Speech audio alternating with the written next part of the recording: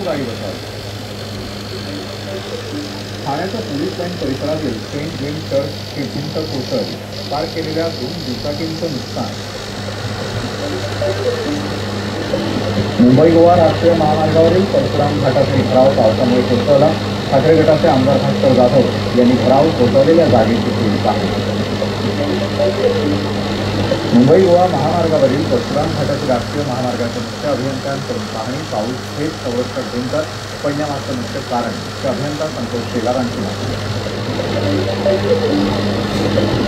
मुंबईच्या कांदिवली परिसरामध्ये रस्ता खचल्याने डंपरचे मागील साखर खड्ड्यात. अपघातामुळे मिलन चौकात काही काळ वाहतूक कोंडली. कल्याणमध्ये रेल्वेच्या कामाची तोडफोड. रेल्वे पुलावरील पाणी शिरलं. रेल्वेच्या डब्यात पुलाचं काम सुरू झाल्यानं उधावणी नामुष्की. डब्यामध्ये चढणाऱ्या उतरणाऱ्या प्रवाशांची तारांबळ. जूनच्या शेवटच्या आठवड्यापासून मुंबईसह राज्यामध्ये मान्सून सक्रिय होणार. तर 24 आणि 25 जूनला मुंबईमध्ये मुसळधार पावसाचा हवामान विभागाचा अंदाज. वर्धा जिल्ह्यात सर्वदूर पावसाच्या सरी. पावसामुळे बियाण्याची लागवड केलेल्या शेतकऱ्यांना दिलासा.